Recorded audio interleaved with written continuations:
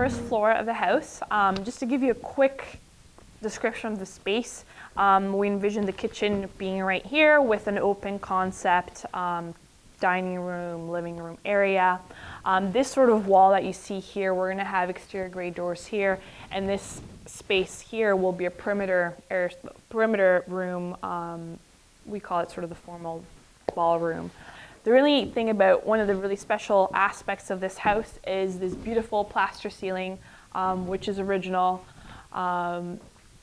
It's one of those things where if it gets wrecked or damaged, you really can't replicate and replace it. Starting to build our walls from the outside in. So you can see here our standard framing, which is going to be spray foamed.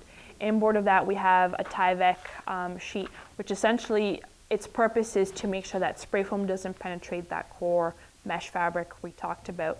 That preserves the airspace between the brick and the insulation. The sensors, knock on wood, they're meant to sort of put in place, and they kind of have they have a neat plate where it's almost flush with the wall, so it's not going to be very aesthetically disrupting. But they're just meant to leave in place, and they just gather information, and you can log in over the internet and track that information. So we're on the second floor here. And once again, very similar to the first floor, we're going to have our core areas near the south where we can take advantage of passive solar heat gain, daylighting. So we're going to have the master bedroom, walk-in closet, bathroom. This house was built in the Second Empire style, and characteristic of that style, there's always sort of a turret, kind of like a large chimney on the front of the house. So what we're actually doing is we're going to be cutting the floor here. So it's going to be open from the first floor all the way to the turret.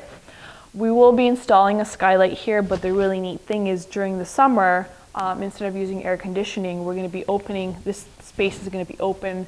The occupants are going to have a remote controlled skylight where they can open and have sort of air exhaust and almost act like a vented chimney. With the north facade, we have to be very careful. We have to preserve the way it looks. But as you can probably see, the single glazed wood windows that were original to the house are just not good enough for our low energy application. So what we're actually doing is we're using those windows as storm windows, so just fixing up the aesthetic look, painting, caulking, that type of thing. And we're actually going to be installing triple glazed windows inboard of those. So those triple glazed windows are going to be our sort of main component separating, the indoor and outdoor spaces. The theory of ours is that towards the interior of the house, especially if you have the perimeter spaces shut off, there'll be partition walls, so those core spaces may be a little bit dark. So to sort of help with that, we're going to be installing 3 light tubes. 2 will be servicing the second floor, and 1 will actually go down all the way down to the first floor.